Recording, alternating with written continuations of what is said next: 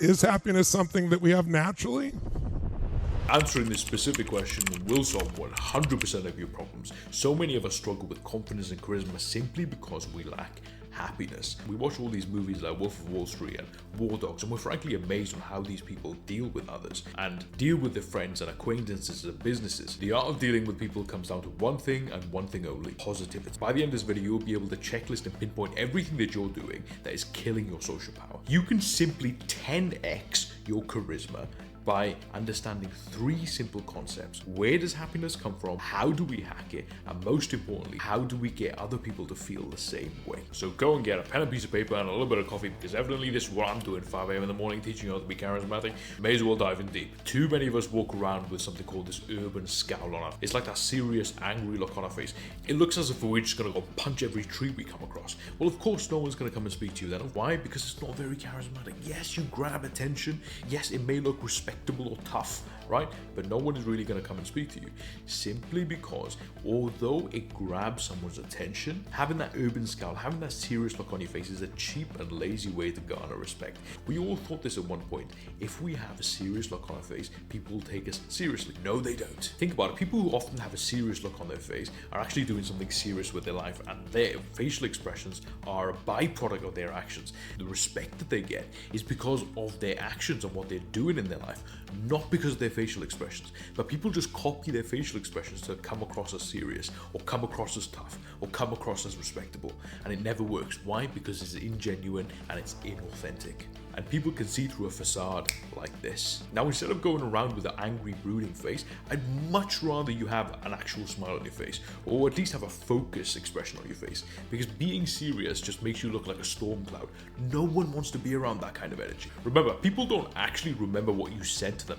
Rather, they remember how you made them feel. Now, I'll give you brownie points for not being that overly goofy, nodding your head, smiling all the time guy, because no one takes you seriously then anyway. So what's the trick?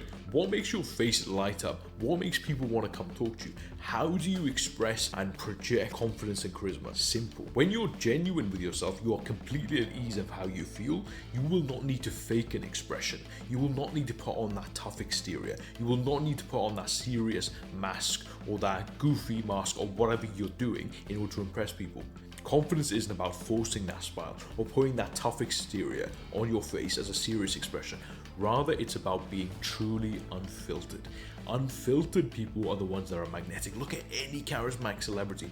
Robert Downey Jr., for example. These guys all have authentic energy, authentic mind thinking patterns, and that's why people are attracted to them. That's what creates their magnetism. And the amazing thing is that you don't have to develop this. You just have to find it. Because remember when you were a kid, right? You were genuine. When you were happy, you were happy. When you were sad, you were sad, right? This is why you can never stay mad at a kid. Why? Because they're never fake. When they're happy, it shows on their face. When they're sad or when they're annoyed, you can definitely see that. But over time, what's happened is that people start mimicking these behaviors to seek validation, to seek attention, right? They start putting on that tough exterior we talked about, that serious expression we talked about. In the same way, they start like nodding their head and smiling too much if they didn't get much attention as a kid. So over time, you lose that authenticity, that skill to be authentic.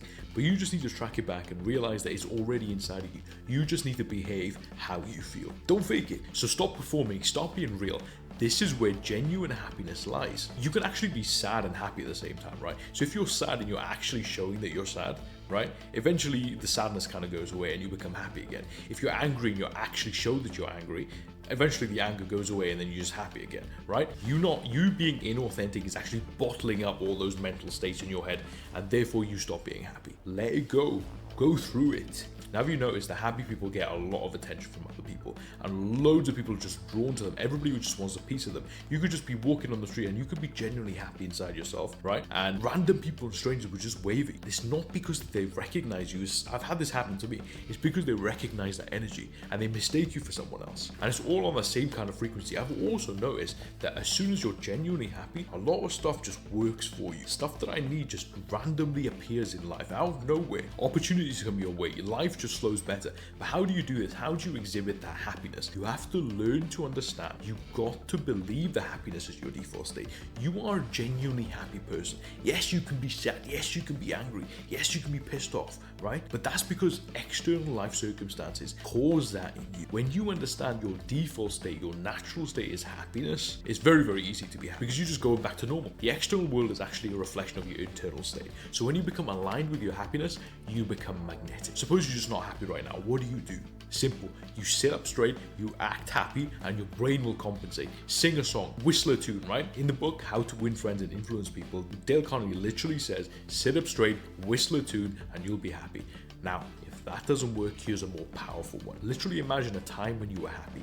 What were you wearing? What were you doing? How did other people react to you? How did you carry yourself? Close your eyes, imagine that, feel that, and exist in that plane of reality. So literally just be like, I was like this, and I choose to be like this. Your brain cannot distinguish fantasy from reality. Feel that from your past, you will start feeling that in your present. Next time you have a negative thought, replace it with 3 positive thoughts. So for example, your flight got cancelled to your holiday. So instead of dwelling on that, rather think, what if I went on that holiday and caught an infection? What if I went on that holiday and the plane's hydraulics failed? It's probably best that that holiday got cancelled. So you remember, your brain can't distinguish fantasy from reality. So feed it what it serves you. So as we promised, the final hack for unlimited positivity. It is physically impossible for you to feel gratitude and anxiety at the same time, because gratitude is controlled by your prefrontal cortex and anxiety is controlled by your amygdala. When one is working, the other one is not. Be grateful. This is one of the things your grandmother used to tell you, right? Be grateful, simply because it'll make you happy. So next time you feel anxious or a little bit scared, what you're going to do is you're going to say,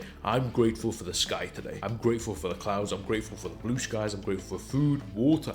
I'm grateful for my house. I'm grateful for whatever. It can be random things. Really feel how it would be if you didn't have any of these things. Imagine if the sky was just gloomy all day. Imagine if your house was leaking, but you don't. That gratitude in itself will make you happy. So do that in the morning when you wake up. 10, 20 things, write out that you're grateful for this, or say that you're grateful for all of this. Kill anxiety before it even starts. And that, Tony Robbins, is exactly how you find happiness. Until next time, you know the drill.